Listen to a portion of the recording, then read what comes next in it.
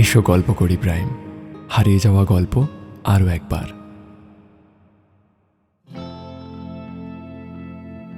নমস্কার, আমরা এসো গল্প করি আর আপনি শুনছেন এসো গল্প করি প্রাইম।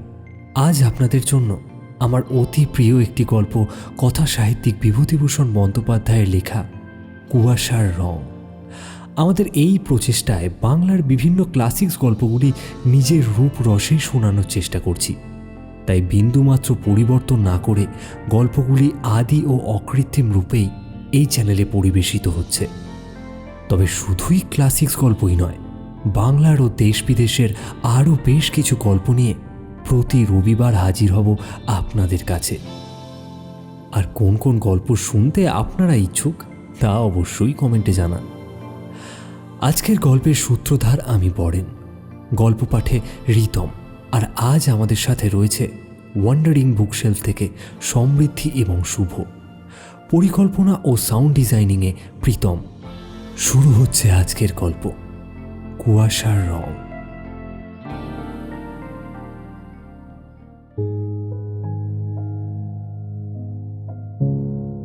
ভয়ানক বর্ষা কদিন সমানভাবে চলিয়াছে, বিরাম নাই, বিশ্রাম নাই। প্রতুল মেসের বাসায় নিজের সিটটিতে বসিয়া বসিয়া বিরক্ত হইয়া উঠিয়াছে। কোথায় বা বাহির হইবে? যাইবার উপায় নাই কোনো দিকে। ছাদ চুইয়া ঘরে জল পড়িতেছে। সকাল হইতে বিছানাটা একবার এদিকে একবার ওদিকে সরাইয়াই বা কতক্ষণ পারা যায়। সন্ধ্যার সময় আরো জোরে বর্ষা নামিল। চারিদিক ধোঁয়াকার হয়ে উঠিল। বৃষ্টির জলের কুয়াশার ফাঁকে ফাঁকে গ্যাসের আলোগুলো রাস্তার ধারে ঝাপসা দেখাইতেছে। প্রতুল একটা বিড়ি ধরাইল। সকাল হইতে এক বান্ডিল বিড়ি উঠিয়া গিয়াছে। বসিয়া বসিয়া বিড়ি খাওয়া ছাড়া সময় কাটাইবার উপায় কই? সিগারেট কিনিবার পয়সা নাই।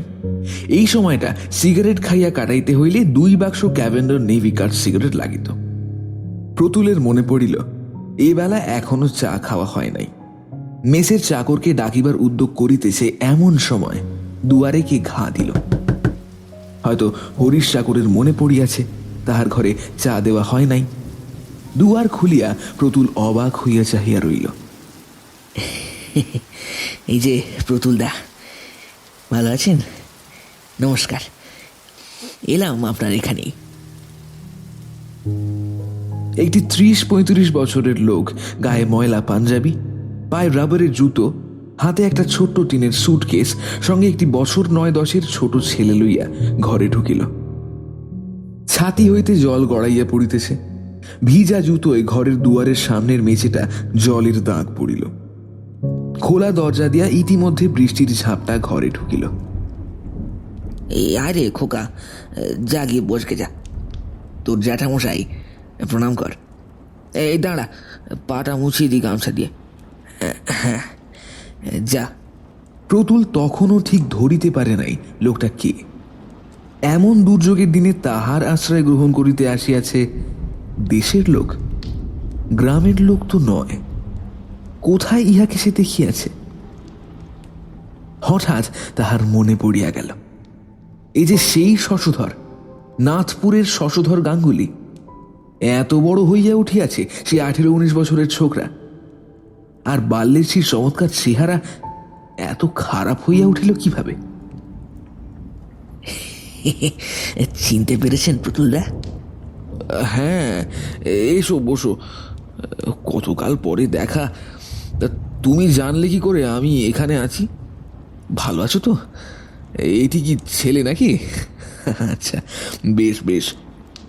শশধর রাঙা দাঁত বাহির করিয়া এক গাল হাসিয়া বলিল, তা হবে না। আজ কত বছরের কথা বলুন তো? আজ 12-13 কি 14 বছরের কথা হয়ে গেল যে। আপনার ঠিকানা নিলুম জীবন ভট্টাচার্যের কাছ থেকে। জীবন ভট্টাচার্য মনে পড়ছে না? সেই যে জীবনদা আমাদের লাইব্রেরির সেক্রেটারি ছিল। কিন্তু জীবন বাবুই বা আমার ঠিকানা জানলেন কি করে? তার সঙ্গেও তো 12-13 বছর দেখানি। যতদিন নাচপুর ছেড়েছি ততদিন তার সঙ্গেও। আসলে জীবনদার এক শালার বন্ধু আপনারও বন্ধু, রাধিকা বাবু। চিনতে পেরেছেন এবার? সেখানে জীবনদা শুনেছে আপনি তো আমাদের খবর রাখেন না, আমরা আপনার রাখি। এক কাপ চা খাওয়ান না দাদা, বড্ড ঠান্ডা হাওয়া দিচ্ছে। সঙ্গের ছোট্ট ছেলেটি অমনি বাবার কাছে খাওয়ার জন্য বায়না করতে লাগলো। তাহার বাবা তাকে ধমক দিয়া বলিল, ছোকরার অমনি খিদে পেয়ে গেল, থাম না, খেয়েছিস তো দুপুরবেলা। প্রতুল বলিল, আহা, ওকে ধমকাচ্ছ কেন? ছেলে মানুষের খিদে তো পেতেই পারে। দাঁড়াও খোকা, আমি খাবার আনাচ্ছি। চা ও জলযোগের পর্ব মিটিয়া গেলে প্রতুল বলিল, তারপর শশধর, এখন হচ্ছে কি? করবো আর কি, রামজীবনপুরের ইউপি স্কুলের হেড পণ্ডিত। আজ দুদিন ছুটি নিয়ে কলকাতায় এলাম, একটু কাজ আছে। ভালো কথা প্রতুলদা, এখানে একটু থাকবার জায়গা হবে? প্রতুল বলিল, হ্যাঁ হ্যাঁ, তার আর কি, থাকো না, জায়গা তো যথেষ্টই রয়েছে। আমি বলে দিচ্ছি তোমাদের খাবার কথা রাত্রে।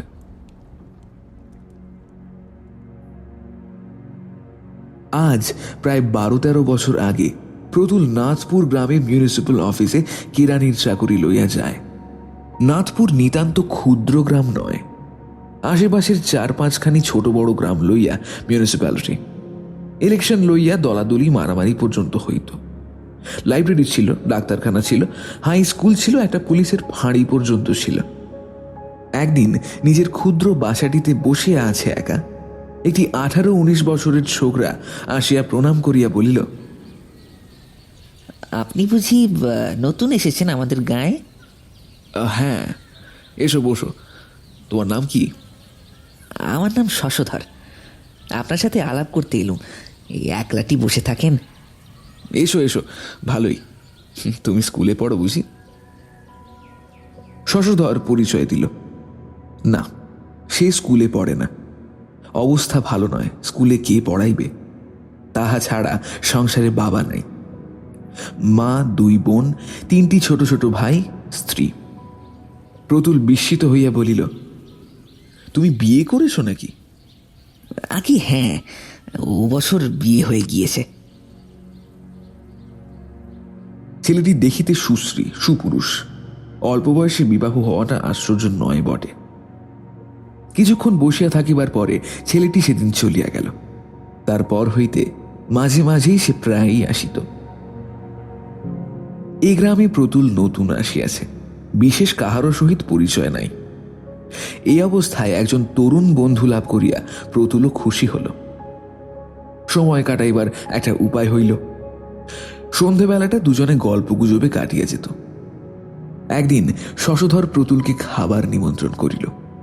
শশধরের মা তাকে ছেলের মতো যত্ন করিয়া খাওয়াইলেন। শশধরের বোন কণা তাকে প্রথম দিনেই প্রতুলদা বলিয়া ডাকিল। এই নির্বান্ধব পল্লীগ্রামে ইহাদের স্নেহ সেবা প্রতুলের বড় ভালো লাগিল সেদিন। ইহার পর অফিস হইতে প্রতুল নিজের বাসায় ফিরিতে না ফিরিতে শশধর প্রতুলকে ডাকিয়া নিজের বাড়িতে প্রায়ই লইয়া যায়। প্রায়ই বৈকালের চা পানের ও জলযোগের ব্যবস্থা সেখানেই হইয়া থাকে। দিন কতক যাইবার পরে প্রতুল ইহাতে সংকোচ বোধ করিতে লাগিল। শশধরের সাংসারিক ব্যবস্থা বিশেষ সচ্ছল নয়। রোজ রোজ তাহার জলযোগের জন্য উহাদের খরচ করাইতে প্রতুলের মন সায় দিল না। সে যাওয়া বন্ধ করিল। অবশ্য মুখে সোজাসুজি কোনো কিছুই বলিতে পারা সম্ভব ছিল না। তবে যাইবার ইচ্ছে না থাকিলে ওজর আপত্তির অভাব হয় না। একদিন শশধর আসিয়া বলিল, আজ যেতেই হবে প্রতুলদা, কণা বলেছে তোমাকে না নিয়ে গেলে ভয়ানক রাগ করবে আমার উপরে। প্রতুল আশ্চর্য হইয়া বলিল, কণা? হ্যাঁ হ্যাঁ, কণা আমার ছোট বোন, ভুলে গেলেন নাকি? চলুন আজ। প্রতুলের মনে বিস্ময় এবং আনন্দ দুই হইল। কণার বয়স 15-16, রং ফর্সা, বেশ সুশ্রী মেয়ে, কথাবার্তাও বলে চমৎকার, পাড়া গাঁয়ের তুলনায় লেখাপড়াও জানে ভালো। তাহার সম্বন্ধে কণা আগ্রহ দেখাইয়াছে, কথাটা শুনিতে খুব ভালো। কণা সেদিন প্রতুলের কাছে কাছেই রহিল। কয়দিন না দেখাশোনার পরে দুজনেরই দুজনকে যেন বেশি করিয়া ভালো লাগিতেছে। ফিরিবার সময় প্রতুলের মনে হইল কণাকে আজ যেন তাহার অত্যন্ত আপনজন বলিয়া মনে হইতেছে। কেন? নির্জন বাসায় ফিরিয়া কথাটা সে ভাবিল। কণা মেয়েটি ভালো, সত্যই বুদ্ধিমতী, সেবাপরায়ণা। তাহাদেরই পাল্টি ঘর। আহা, এই জন্যই কি শশধরের এ তাগাদা, তাহাকে ঘন ঘন বাড়ি লইয়া যাইবার জন্য? কথাটা মনে হইবার সঙ্গে সঙ্গে এ চিন্তাও তাহার মনে না আসিয়া পারিল না। তাই কি খনার অত গায়ে পড়িয়া আলাপ করার ঝোঁক তার সঙ্গে? প্রতুল আবার শশধরের বাড়ি যাওয়া বন্ধ করিল। শশধর আসিয়া পিড়োপিড়ি আরম্ভ করিতে আদৌ বিলম্ব করিল না। এইবার কিন্তু প্রতুল অত সহজে ভুলিল না। তাহার মনে দ্বন্দ্ব লাগিয়াছে। কণা তাহাকে সত্যই ভালোবাসে, না তাহাকে বিবাহের ফাঁদে ফেলিবার জন্য ইহা তাহার একটি ছলনা মাত্র? কণার মা কি জন্য তাহাকে অত আদর করিয়া থাকেন, বা শশধর তাহাকে বাড়ি লইয়া যাইতে অত আগ্রহ দেখায়, ইহার কারণ প্রতুলের কাছে ক্রমশ স্পষ্ট হইয়া উঠিল। গরিবের মেয়ে, বিবাহ দিবার সঙ্গতি নাই উপযুক্ত পাত্রে। সেই হিসেবে প্রতুল পাত্র ভালোই। 30 টাকা মাহিনে পায় অফিসে, বয়স কম, দেখিতে শুনিতে এ পর্যন্ত প্রতুলকে কেহ খারাপ বলে নাই। ইহাদের সকল স্নেহ, ভালোবাসা, আগ্রহের মধ্যে একটি গূঢ় স্বার্থসিদ্ধির সন্ধান জানিয়া প্রতুলের মন ইহাদের প্রতি নিতান্ত বিরূপ হইয়া উঠিল।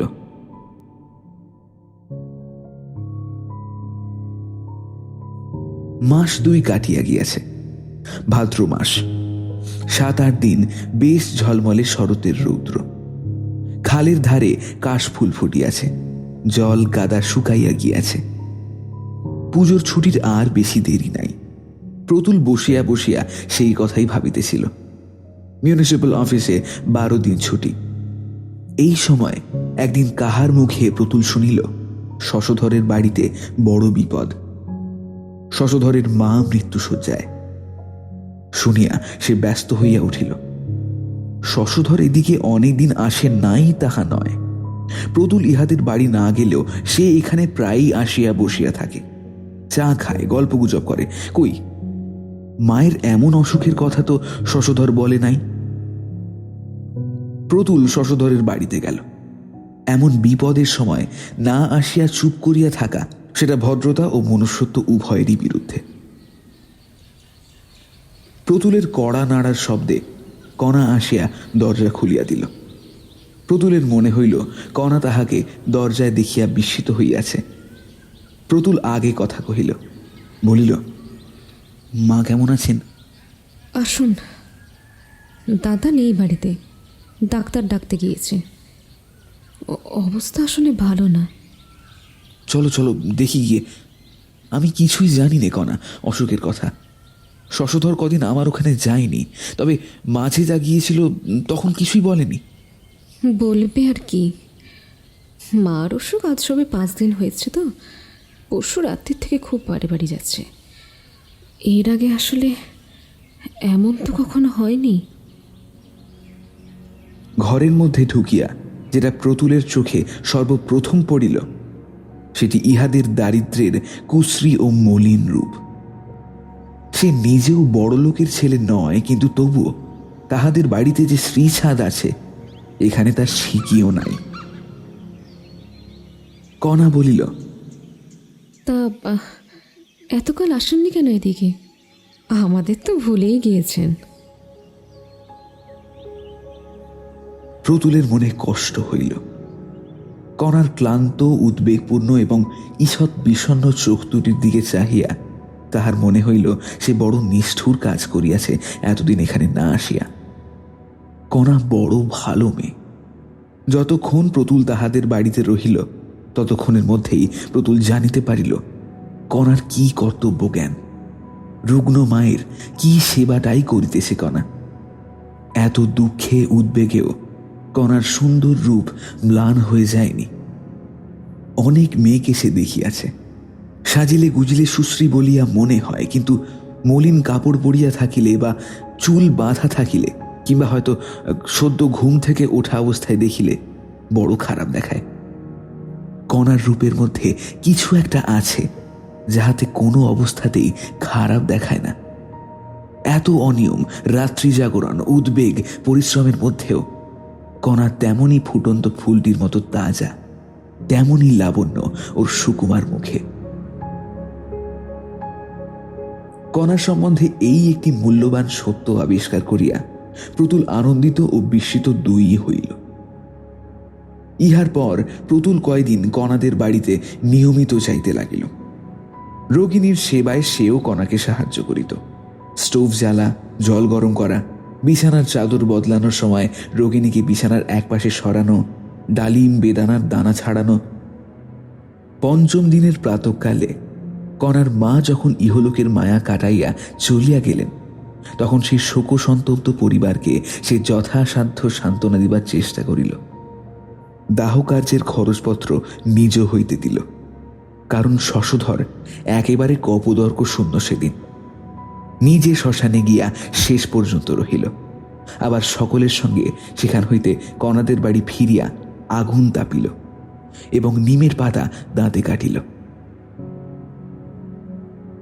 কণা আজকাল প্রতুলের দিকেও বড় টানে। তাহার সুখ দুঃখ, সে রাত্রে ঘুমাইল কিনা, তাহাকে চা ঠিক সময় দেওয়া এবং সেই সঙ্গে কিছু না হোক এক মুঠো মুড়ি ও তেল নুন মাখাইয়া দেওয়া, এসব দিকে কণার সতর্ক দৃষ্টি।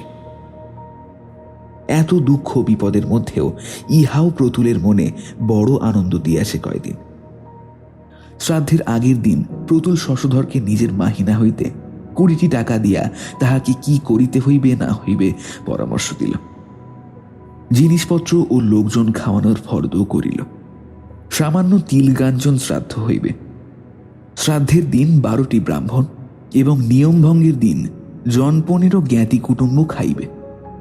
এসব কথা কণাদের বাড়িতে বসিয়াই হইতেছিল। পরামর্শান্তে প্রতুলকে বসিয়া রাখিয়া শশধর কোথায় বাহির হইয়া গেল।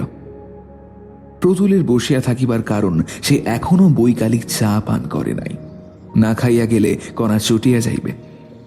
কণা চা লইয়া ঘরে ঢুকিল। প্রতুল কণার হাত হইতে পেয়ালাটি লইয়া বলিল, বসো কণা, কালকের সব জোগাড় করে রাখো। ফর্দ দিয়েছেন নবীন ভট্টাচার্য, সন্ধ্যার পর একবার দেখে নিও সেখানে। শশধর কেনাকাটা করতে গিয়েছে, যদি কিছু বাদ পড়ে আনিয়ে নিও। আপনি টাকা দিলেন? হ্যাঁ, তা মানে কত টাকা দিলেন? সে কথায় কি দরকার, সে এমন কিছু নয়। তাছাড়া এ তো ধার। শশধর আবার আমায়। দাদা আবার আপনাকে ছাই দেবে। আপনাকে কথাটা বলবো ভেবেছি, কেন আপনি আমাদের পিছনে এমন করে খরচ করবেন? রোগের সময় টাকা দিয়েছেন, আবার কাজের সময় দেবেন। আপনি কি এমন 950 টাকা ব্যাংকে জমিয়েছেন শুনি? মাইনে তো 530 টাকা। আপনার নিজের বাবা মা ভাই বোন রয়েছে, তাদের কি দেবেন? নিজে কি খাবেন? আপনাকে বলি শুনুন, দাদা বেকার বসে আছে, আপনার কাছ থেকে টাকা নেই তা কখন আর উপর হাত করবে না। ওর ওই স্বভাব। আপনি আর একটা পয়সাও দেবেন না বলে দিচ্ছি। মায়ের কাজ হোক না হোক আপনার কি, আপনি কেন দিতে যাবেন? প্রতুল বিস্মিত দৃষ্টিতে কণার মুখের দিকে চাহিল। কণার মুখে একটি সবল তেজস্বী সারল্য।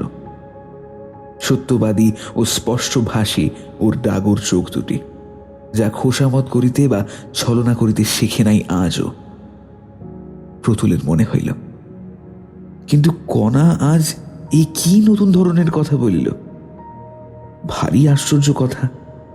এতদিন কণাকে চিনিতে পারে নাই সে, আজ চিনিল বটে। শ্রদ্ধায় ও সম্ভ্রমে প্রতুলের মন পূর্ণ হইয়া উঠিল। কণা সাধারণ মেয়ে নয়।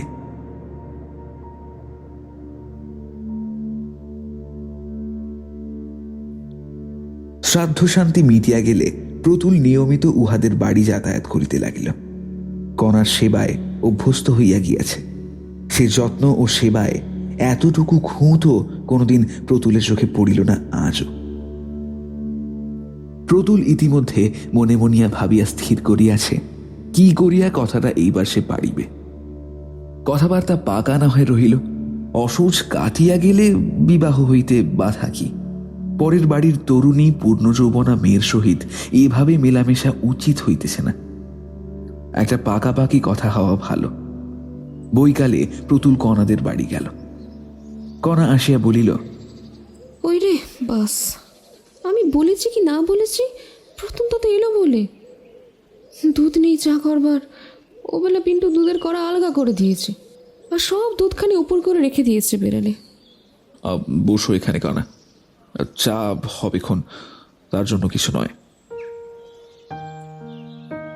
কণা এখন মাতৃহীন ছোট ভাই বোনের মায়ের স্থান পূরণ করিয়াছে। সংসারে সেই এখন কর্ত্রী। প্রতুল তা জানে।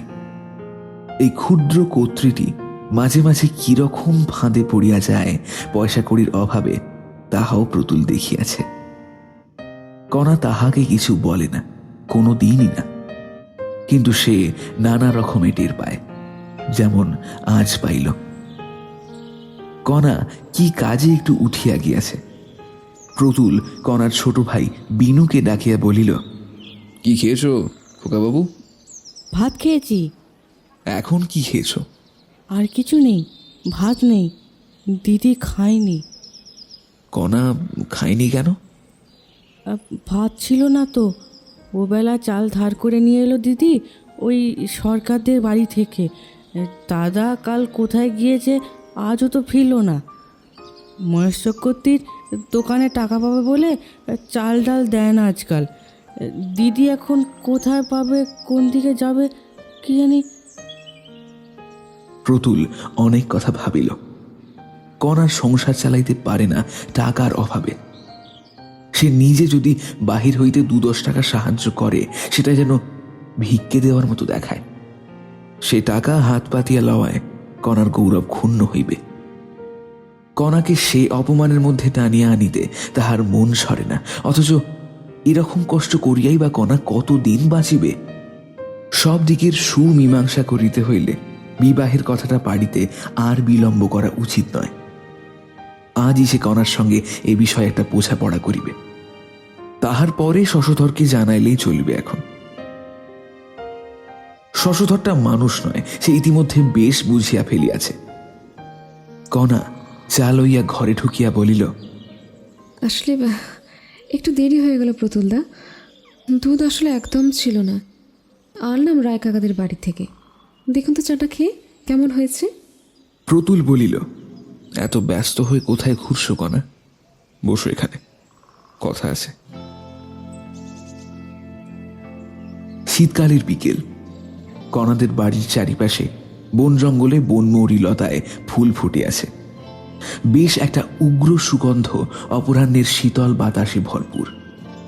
ভাঙা ইটের পাঁচিলের গায়ে রাঙা রোদ পড়িয়া কণাদের পুরনো পৈতৃক ভদ্রাসনের প্রাচীনত্ব ও দারিদ্র্য যেন আরো বাড়াইয়া তুলিয়াছে। কণা বসিল। প্রতুলের মুখের দিকে আগ্রহের সহিত চাহিয়া বলিল, কি প্রতুলদা? তোমাকে এই কথাটা বলি, কিছু মনে করো না কণা। অনেক দিন থেকে কথাটা আমার মনের মধ্যে রয়েছে, বলি বলি করে আর বলা হয়ে উঠছে না। তুমি আমায় বিয়ে করবে কণা? আমি অত্যন্ত সৌভাগ্য বলে মনে করব যদি। কণা খানিকটা চুপ করিয়া রহিল। খানিকক্ষণ দুজনের কেহই কথা বলিল না। তারপরে কণা ধীরে ধীরে অনেকটা চাপা সুরে বলিল, সে হয় না প্রতুলদা, হয় না প্রতুলদা। প্রতুল বিস্মিত হইল। কণার উত্তর সম্পূর্ণ অপ্রত্যাশিত তাহার কাছে। বলিল, কেন হয় না কণা? কণা মাটির দিকে চোখ রাখিয়া আগের নিম্ন সুরে বলিল, কারণ আছে অবশ্যই, কিন্তু সে কথা বলবো না। এই বিয়ে হতে পারে না। কারণটা জানতে পারলে বড় ভালো হতো কণা। খুব বেশি কিছু বাধা আছে কি? হ্যাঁ। কারণটা বলবে? আপনি কিছুই জানেন না? দাদা কিছু বলেনি আপনাকে? প্রতুল আরো বিস্মিত হইল। কি জানিবে সে? শশধরই বা তাহাকে কি বলিবে? অত্যন্ত আগ্রহ ও কৌতূহলের সঙ্গে সে বলিল, না কণা, তুমি কি বলছো আমি কিছুই বুঝতে পারছি না। শশধর কি বলবে আমায়? আমি আমি বিধবা। হ্যাঁ, তুমি? হ্যাঁ, 8 বছর বয়সে আমার বিয়ে হয়। 13 বছর বয়সে এই 5 বছর হলো। প্রতুলের মাথা বনবন করিয়া ঘুরিতে লাগিল, যেন সর্বশরীর যেন ঝিমঝিম করিতেছে। কণা বিধবা, কণার বিবাহ হইয়াছিল 8 বছর বয়সে। অদৃষ্টের এই কি দারুণ পরিহাস! আর সে কত আকাশ কুসুম না রচনা করিয়াছে মনে মনে এই কণাকে লইয়া। ইহাদের প্রতি মনে মনে কত অবিচার করিয়াছে তাহাকে জামাই করিবার উদ্দেশ্য প্রতি আরোপ করিয়া। গ্লানি ও অনুতাপে প্রতুলের মন পূর্ণ হইয়া গেল। কিন্তু কণা, এ কথা আমি কিছুই জানি নে, আমাকে তো কেউ কিছুই বলেনি। আমার কিন্তু ধারণা ছিল যে আপনি জানেন, দাদা বলেছে আপনাকে। আমিও খুব অবাক হয়ে গেছি কথাটা শুনে। একটা কথা বলবো? দেখো, বিধবার পুনর্বিবাহ তো হচ্ছে সমাজে। প্রতুলদা, ওসব কথা থাক।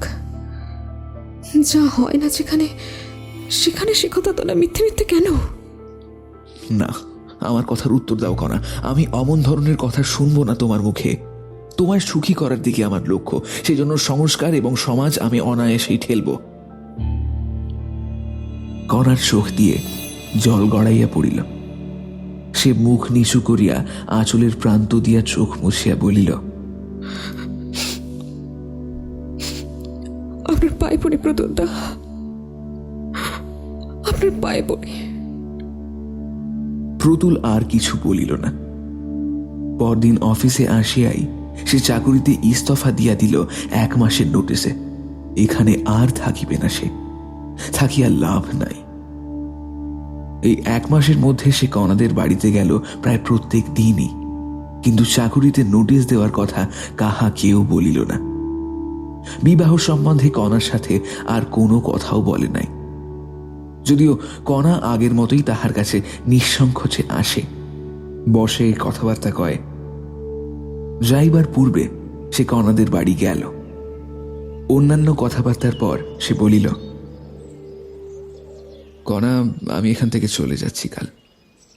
কণা আশ্চর্য হইয়া প্রতুলের মুখের দিকে চাহিয়া বলিল, চলে যাবেন কেন? চাকরি ছেড়ে দিচ্ছি। সে কি কথা? কথাটা ঠিকই তাই, কাল যাচ্ছি। সত্যি? সত্যি, মিথ্যে বলে লাভ কি? সে কথা তো আগে একদিনও বলেননি। না, বলিনি। বলেই বা লাভ কি? যেতে যখন হবে। কেন? এখানে আপনার অসুবিধা কি হচ্ছিল? ভালো চাকরি পেয়েছেন বুঝি কোথাও? না না, কোথাও না। কণা চুপ করিয়া রহিল, প্রতুলও তাই। খানিক পরে কণা বলিল, যাবেন তা জানতুম। বিদেশি লোক আপনি, আপনাকে তো ধরে রাখা যাবে না। আর আমাদের কথা আপনি শুনবেনই বা কেন? অনেক জ্বালাতন করেছি তোমাদের, কিছু মনে করো না কণা। কণা চুপ করিয়া রহিল। এই পর্যন্ত সেদিন কণার সঙ্গে কথাবার্তা। পরদিন আরো একবার কণাদের বাড়িতে যাইবার কথা ভাবিয়াও প্রতুলের যাওয়া ঘটিল না। দুপুরের ট্রেনে প্রতুল চলিয়া আসিল। সারা পথ কেবল কণার কথা মনে হইল প্রতুলের। সেই অভাব অনটনের সংসারে চিরকাল কাটাইতে হইবে তাহাকে। গরিবের ঘরের অল্প বয়সী বিধবা মেয়ে, দাদার সংসার ছাড়া আর উপায় নেই। কণার জীবন অন্ধকার, কোনো আলো নাই কোনো দিক হইতে। প্রতুলের বুকের মধ্যে কোথায় যেন টনটন করিতেছে। কণাকে কাহার কাছে রাখিয়া যাইতেছে সে? পরক্ষণেই ভাবিল, কি মুশকিল! কণা রয়েছে তার বাপের ভিটেতে, ভাই বোনের কাছে, দাদার কাছে। আমার সঙ্গে তার কি?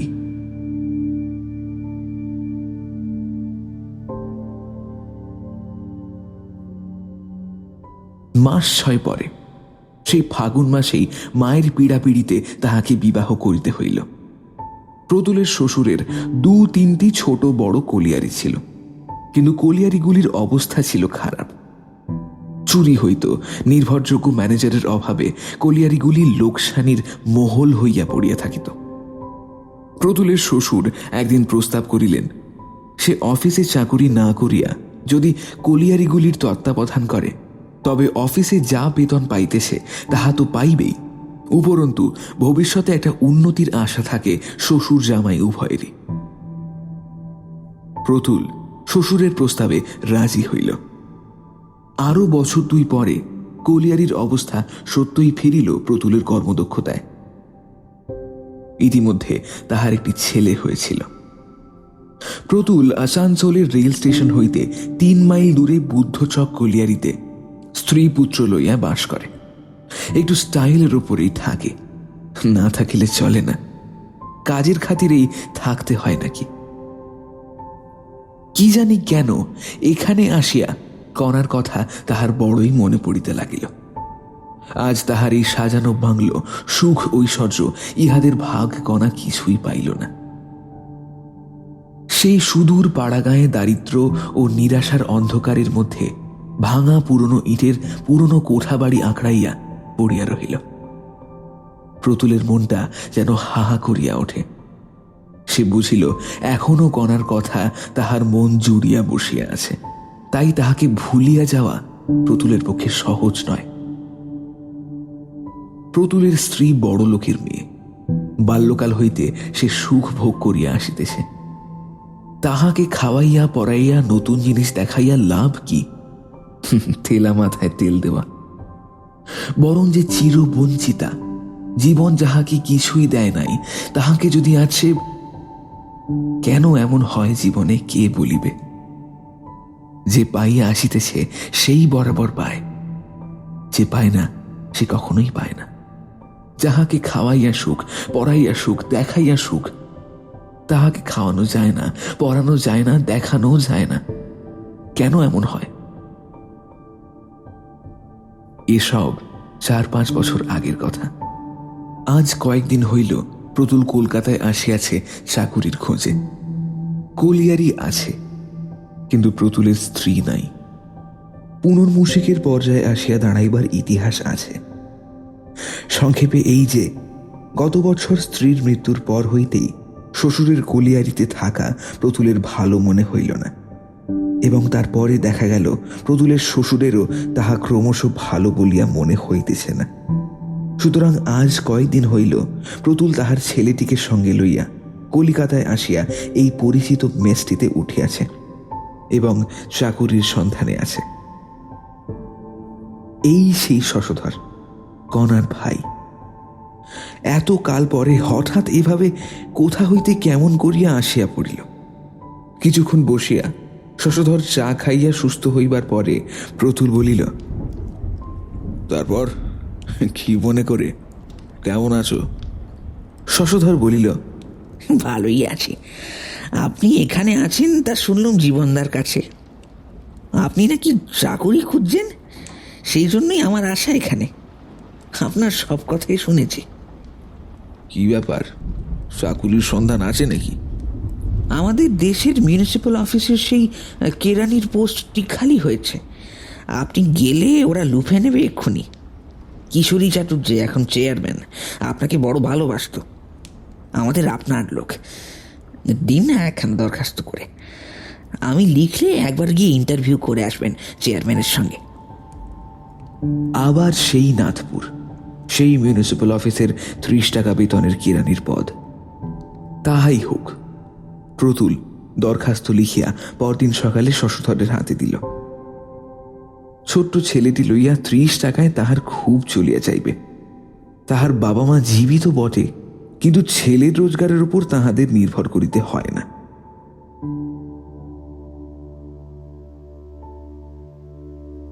দিন 15 পরে শশধর লিখিল, চাকুরির সব ঠিক, একবার আসিয়া চেয়ারম্যানের সঙ্গে দেখা করা দরকার। প্রতুল ছেলেকে লইয়া নাথপুরে গেল। 10 বছর আসে নাই ওদিকে, অথচ যেন মনে হইতেছে কাল এই গ্রাম ছাড়িয়া গিয়েছে। কণার কথা সে শশধরকে জিজ্ঞাসা করিতে পারে নাই। কোথায় যেন বাঁধিয়াছে, বহু চেষ্টা করিয়াও পারে নাই। আজ স্টেশনে নামিতেই কণার কথা মনে পড়িল। কণা যেখানে থাকে সেখানেই সে থাকিবে জীবনের বাকি কয়টা দিন। বেলা প্রায় 1টা। শশধর স্টেশনে ছিল। বলিল, প্রতুলদা, আপনার সেই পুরনো বাসা ভাড়া করে দেখেছি, কোনো অসুবিধা হবে না। আর কণা বলে দিয়েছে আজ ওখানে খাবেন, চাকুরি হয়ে যাবে এখন, সব বলা আছে। প্রতুল বলিল, এবেলা খাবো না, খোকাকে বরং নিয়ে যাও কণার কাছে, আমি অফিসের পরে যাব। আমরা দুজনেই সকালে খেয়ে গাড়িতে চড়েছি। বিকেলের দিকে চেয়ারম্যানের সহিত সাক্ষাৎ করিবার পরে প্রতুল শশধরের বাড়ি গেল। প্রথমেই কণা আসিয়া সামনে দাঁড়াইয়া বলিল, প্রতুলদা, এতদিন পরে মনে পড়ল? তারপর সে পায়ের ধুলো লইয়া প্রণাম করিল। প্রতুল অবাক হইয়া চাহিয়া রহিল। সেই কণা কোথায়? কোথায় সেই লাবণ্যময়ী কিশোরী? এই কণাকে সে চেনে না। কণা পূর্বাপেক্ষা শীর্ণ হইয়াছে। যৌবনের সৌন্দর্য অন্তর্হিত হইয়াছে অনেক কাল বলিয়াই মনে হয়, যদিও বর্তমানে 27-28 বছরের বেশি বয়স নয় কণার। মুখের কোথাও পূর্ব লাবণ্যের চিহ্ন আছে কিনা প্রতুল বিশেষভাবে খুঁজিয়া দেখিয়াও পাইল না। সঙ্গে সঙ্গে প্রতুল দেখিল কণার উপর তাহার সে ভালোবাসা যেন এক মুহূর্তে মন হইতে কর্পূরের মতো উবিয়া গিয়াছে। এই কণা অন্য একজন স্ত্রীলোক, তাহার ভালোবাসার পাত্রী, তাহার পরিচিত কণা এ নয়। কাহাকে সে ভালোবাসিবে? কণা অবশ্য খুবই আদর যত্ন করিল। আহারাদির পরে প্রতুলকে পান আনিয়া দিয়া কণা বলিল, কতদিন আসেননি, অনেক কথা আছে আপনার সঙ্গে প্রতুলদা। বসুন বসুন, আমি আসছি। 2-4টি মামুলি কথা বলিয়া প্রতুল ছেলের হাত ধরিয়া উহাদের বাড়ি হইতে বাহির হইয়া হাঁপ ছাড়িয়া যেন বাঁচিল। পরদিন সকালে শশধরকে ডাকিয়া বলিল, না ভাই, ছেলেটার শরীর খারাপ হয়েছে কাল রাত্রেই। তোমাদের যা ম্যালেরিয়ার দেশ, ছেলে নিয়ে এখানে চাকুরি করা পোষাবে না, তার চেয়ে অন্যত্র দেখি গে। একা একা এত একা মোহনায় কি ফেরা যায়, একা একা এত একা মোহনায় কি ফেরা যায়, হেঁটে এতটা পথ মেখে স্মৃতি ধুলো, হেঁটে এতটা পথ মেখে স্মৃতি ধুলো, ইতিহাস কি ভোলা যায়।